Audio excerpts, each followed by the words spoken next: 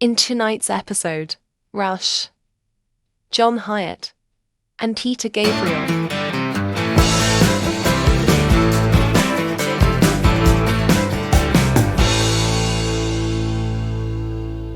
Hello, welcome to the next episode, or the most recent episode of Crushed Custard, the random album generator game, and it's thrown up a couple of great albums for me to look at today, and also the man in the attic will be here in between my two little slots with another gem from his collection as well. So what have we got then? Well, we've got a band that I know a lot of people in Crushed Custard are big fans of, and this is a band, their fans, like most bands to be fair, their fans are pretty sort of supportive and they don't like it if you don't like them. They're also something of an acquired taste because some people think it's a type of music they just can't quite get into, a little bit too proggy and all that sort of stuff. So what is it? Well, we all know what it is because we've seen the title of the episode, haven't we? But it's this one.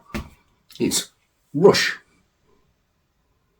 Hemispheres from 1978, to be precise. Now, I found out one or two things today about this album, which I didn't realise. Nothing earth-shattering, nothing that anybody is going to need to know, but just, I've always said that this is my favourite Rush album. I didn't think that it was, not everybody else's, but I didn't think it was so many other people's.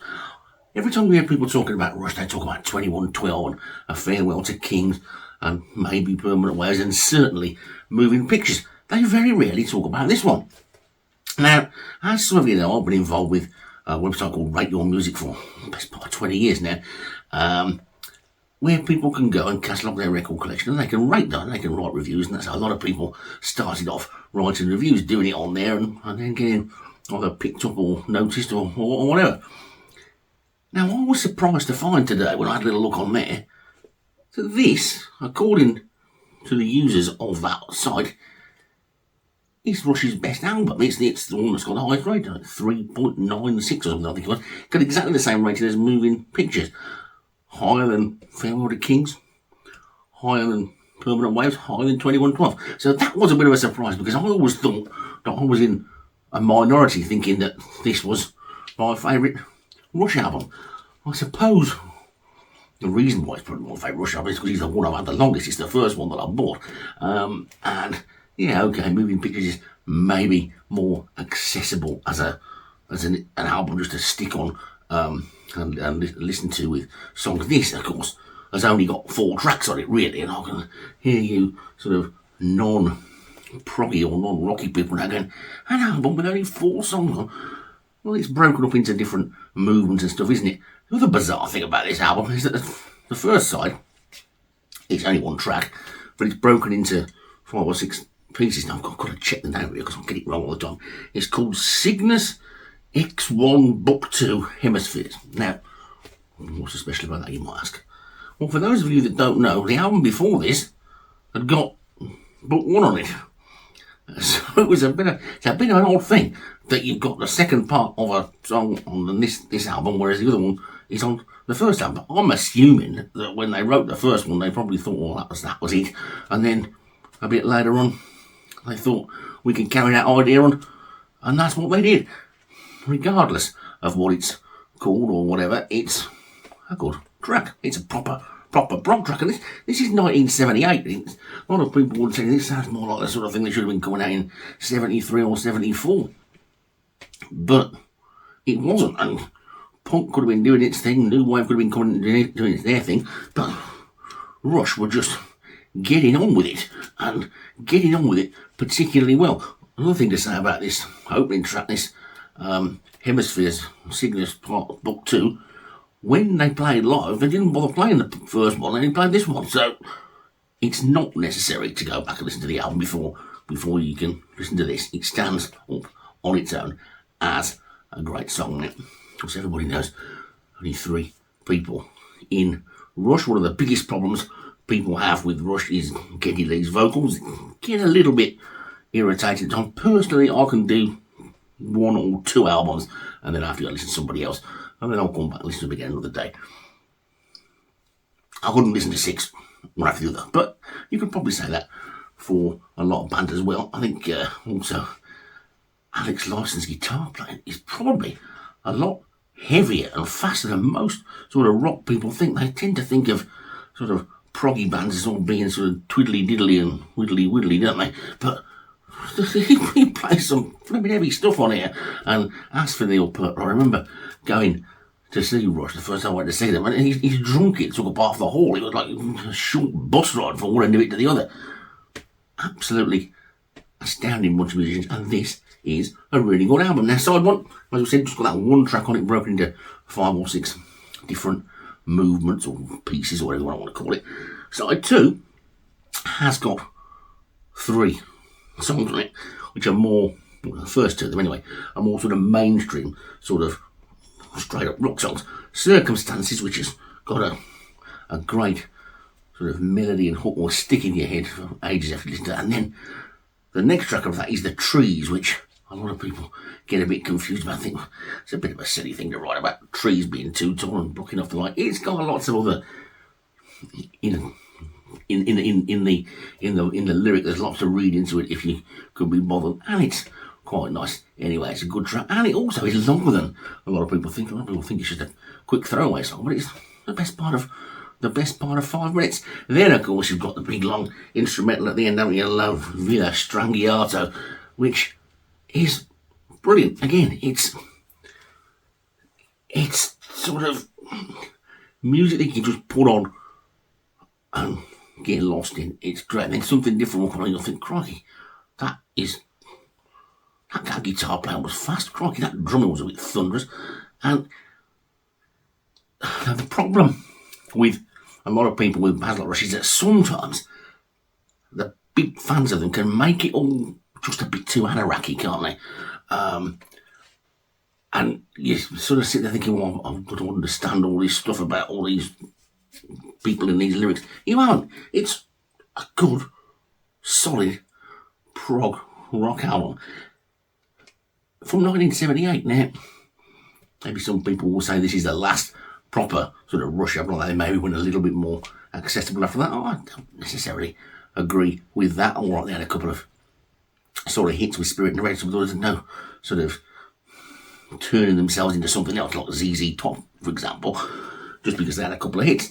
But this, I always thought, and maybe I'm right thinking it, that this album was forgotten because everybody talked about Farewell to Kings 2112 and then Moving Pictures. But it would seem that maybe the die-hard sort of Rush fans do think this one is as good as, if not better than the others. So if you're somebody who's only got 2112 or Farewell to Kings or Moving Pictures, now a lot of people have only got Moving Pictures in 2112, to be honest, give this one a go. It's a good album. It's not something I play every 5 minutes, but when I do, it's one I say I should play a little bit more. And it's also one of the foundation blocks of my collection, because this is one of the ones that I bought right at the very, very beginning. It was great in those days because vinyl, when it came out new, was only sort of $3.99, $4.99, depending on how many copies I thought it was left. If it was an artist that was going to sell millions of copies, you could pick it up for $3.99 usually. If it was somebody a little bit more sort of selective or whatever, somebody who wasn't quite going to chart or anything, then you might have to pay $4.99 for it. And the other thing as well is there was a massive second-hand market. I bought a lot of stuff second-hand from a few local sort of shops around it, and of course the Record and Tape Exchange in London, which we've talked about before. And I think I picked this album. This was one of the ones I picked up sort of second-hand for something like £1.85 they used to be. And you could quite often get an album that had only been out 6 months or a year, and somebody decided, no, I don't really like that, and decided to get rid of it. And so you could pick up some pretty good stuff. So this is great. This is obviously the original one with the gatefold sleeve and all that sort of stuff. Interesting cover on the front. I'm not going to go into all the ins and outs of what all the stories about. So if you want to know all that, you can go onto the internet and you can find it all out and read it for yourself. It's interesting, but I'm not going to stand here and talk about it because all the people that have got this album will know it all inside out already. And it's always best to learn things for yourself, isn't it? But give it a go, this album. It's really good. Rush Hemispheres, my favourite Rush album, and surprisingly, the supporters and contributors to Rate Your Music agree with me. The Man in the Attic. Hello there, peeps. Hello from the Man in the Attic. It's been a little while. I think myself and Martin have both been busy with other stuff in our lives. So Crushed Custard has been taking a bit of a backseat, but we're back. We're back. We're on the right track. Right, so what am I looking at today? Well, it is a favourite album. I've just got up into the attic, for the first time in a long time. And a pile of albums lying here, which is in front of my hi-fi stand. And I picked this one out. John Hiatt, Slow Turning. Now, if any of you aren't familiar with John Hiatt, he is a quite brilliant singer-songwriter from the States. And this was the first John Hiatt album that I acquired, and I bought this in 1988. It was actually, released that year, 1988. So I bought this on a recommendation from Sounds or something like that, and I thought, looks like that might be a bit new country or something like that, but it's so much more. John Hiatt is a terrific songwriter. Other people have covered some of his material. Biggest hit probably being Bonnie Raitt's cover version of a thing called Love, which was, I think, on the album previous to this, which was called Bring the Family, and that was recorded along with Jim Keltner on drums, Ry Cooder on guitar, and Nick Lowe, the good old Nick Lowe, on bass. And he followed that up with this album, Slow Turning, which was recorded with his road band, The Goners, which was it included the fabulous Sonny Landreth on guitar, Sly Cadet. Now, if any of you don't know Sonny Landreth, look him up, because he is a tremendous slide guitar player, absolutely first class. And I went to see them touring this album in, I think either towards the end of 88 or early 89, and I saw them at the Dominion here in London, and the Dominion was only about, if it was a quarter full, it was a lot. But it was just a superb show, great musicians playing great songs. Again, I've said in other reviews, if I was given like 20 albums from my entire collection, what ones would I take? Well, put this one in there. It is a terrific album from start to finish. 12 tracks, brilliantly played, brilliantly produced, great songs, just great songs. It's just fabulous music. What can I say? A bit Americana, I suppose. Kicks off with Drive South, followed by Trudy and Dave, and then Tennessee Plates, which some of you might know, a song that's been covered, I think, by other people, and then a terrific ballad, Icy Blue Heart. Oh my goodness me, what a great ballad that is. Followed then with Something Other Than Now, and then a song about one of his children called Georgia Ray. Beautiful song. But what I really like about his band, Ken Blevins was the drummer who did a little bit of time with the Waterboys as well, is they just sympathetically back the songs, brilliantly sympathetically back the songs.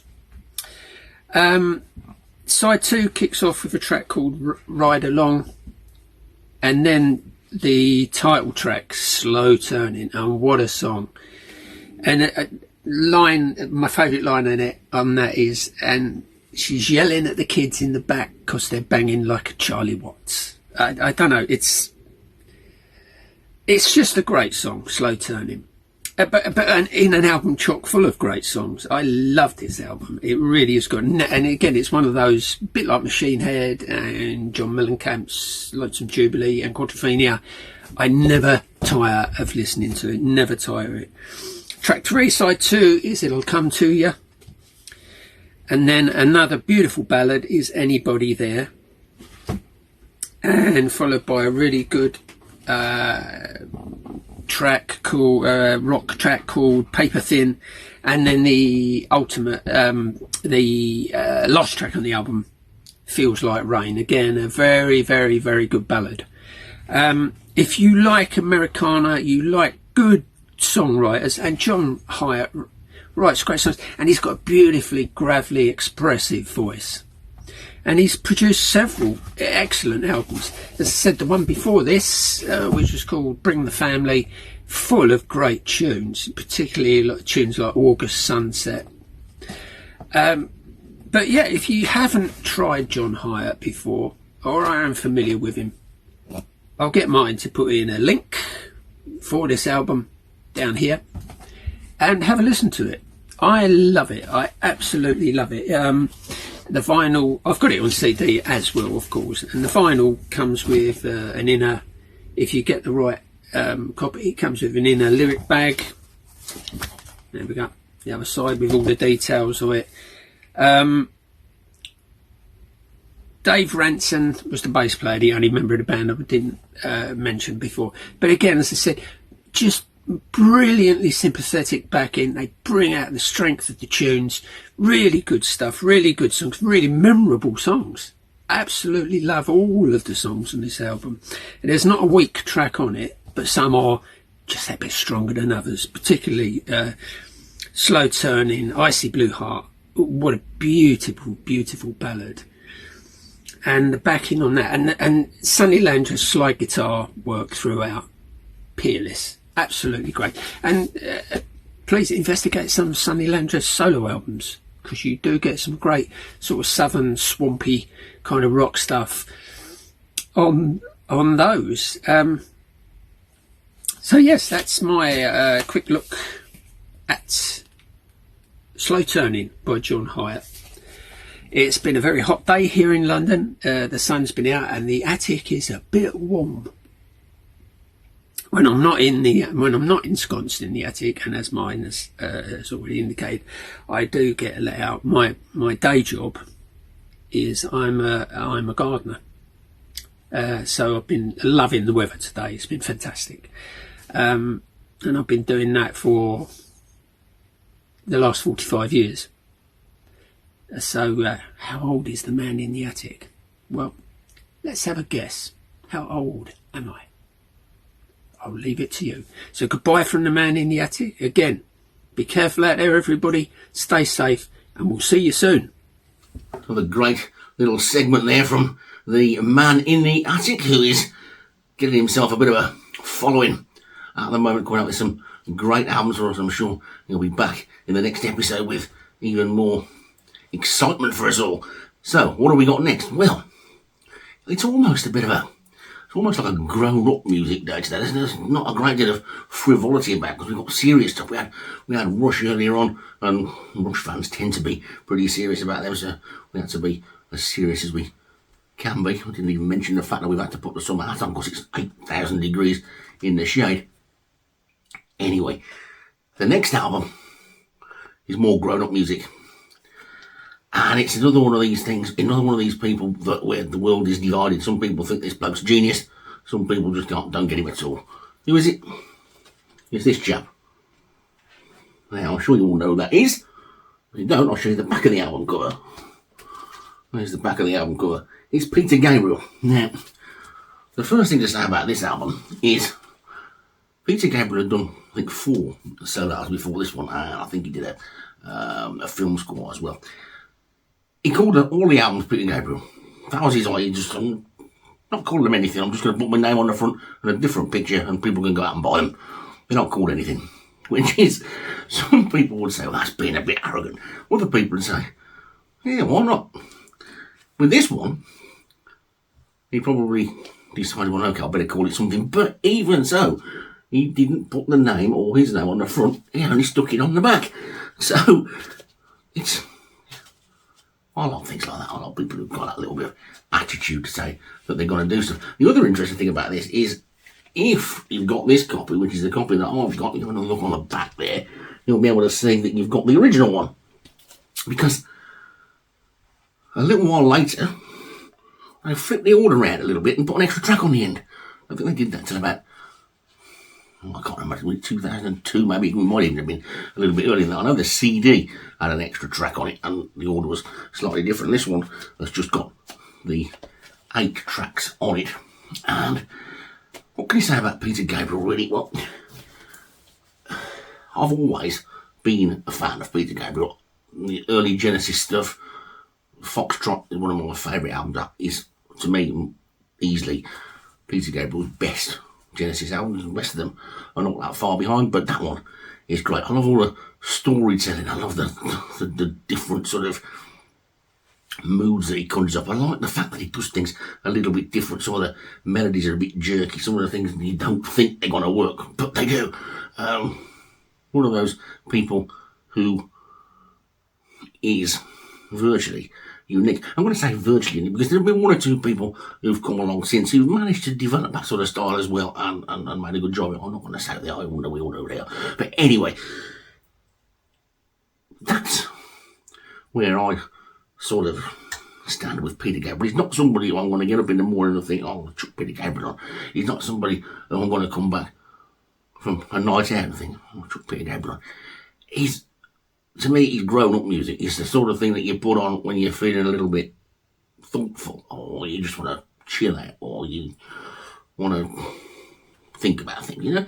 That's the way I think about it. Other people will tell me I'm wrong. I've had sort of partners and girlfriends in the past who refuse to listen to this sort of music because they can't dance to it. Well, there's a couple of tracks in there you can dance your head off to, but that's another thing altogether. So, what is on this album? Now, well, obviously the main track that everybody's going to talk about is Sledgehammer. Now, quite often, when you've got a hit single like that on an album, it ends up detracting from the album because that one sticks out to us. Now, I thought that this would do that on this because it's so different to all the others. It's almost like somebody suggested to him, well, why don't you do a track in the vein of Steve Winwood's solo stuff? Because that's what it sounds like to start with. You think, well, it's a Steve Winwood song. It isn't, it's a Peter Gabriel song. Does it detract from the rest of the album? No, it doesn't, but I don't think it's in the right place. It comes up track number 2, and obviously the first track you've got is Red Rain, and that's a typical sort of Peter Gabriel type thing, all complex sort of melodies and things going on, and lyrics that you have to listen to half a dozen times before you get a faintest idea what's going on. All good stuff. But then you get Sledgehammer, which just comes in like a sledgehammer, really, and it's one of those films that just gets you and all that. But the problem is then you go back down into the slower stuff. Like you got the Kate Bush track up next, I think, haven't you? Don't Give Up. And that again is brilliant, but should it follow Sledgehammer? I don't think it should. I think Sledgehammer should have been at the end or towards the end of the album, ready to make it finish on an upbeat by the final track. We do what we're told. I don't get that at all. It's not me. It's not my type of song at all. And to be honest, I probably turn the record off sometimes before it got to that. But I just don't like it. I just don't like it. It doesn't go anywhere. It doesn't do anything for me. The rest of the album does. It's brilliant. You've also got the other sort of funky track on there, which is Big Time as well, which was a hit. You've got the track with Kate Bush, which everybody knows, which was brilliant. I'd jiggle the order around, but I'd probably jiggle the order around so much that I'd only listen to one side of it. That's not to say it's not a good album. It is a very good album. It's a thoughtful album. It's an album you've got to listen to. It's an album you've got to take in, and you've got to listen to it more than once. But when you do, it's worth it. Like I say, the only criticism I've got of it is not totally convinced about the positioning of Sledgehammer, because I think coming in at track 2 it just breaks up that first side too much, and I don't particularly care for the final track. The rest of it is brilliant, wonderful stuff. Peter Gabriel is a genius. In my eyes, he's one of the greatest sort of songwriter performers that we've come across. All that stuff in Genesis where he was jumping around dressed up as a flower and all that sort of brilliant. Not many people could get away with that, but good good stuff. I can't imagine that anybody is watching this who hasn't heard this album, because it's easily his most sort of well-known one, his most accessible one, you would say. And even then, it's got its moments in it where you've got to let it sink in. It's not a chuck it on the deck for a party album. It's a listening to album. And Sledgehammer is a track for a party, and it's great. Of course, you can't help but mention that video. Can you? That video was brilliant as well. And sure, a lot of people maybe bought this album on the back of that, expecting an album full of sledgehammers, and might have been a little bit disappointed. Personally, I think if you'd got an album full of sledgehammers, it would have taken away from how good Sledgehammer was. So the only thing for me is I would have made it either the final track, or made it the first track, and then maybe one of the other more accessible ones as the second track, and let it drift that way. Of course, in CD land, you can have them in whatever order you like, can't you? But on the vinyl, Sledgehammer's track 2. That's the only thing wrong with it. I've also got to point out here that back in the day when this came out, my girlfriend at the time thought he was singing Jumping Off a Fruitcake, and it took me ages to persuade her that he wasn't. There you go. We hope you enjoyed this episode. If so, please press the like and subscribe buttons. See you soon.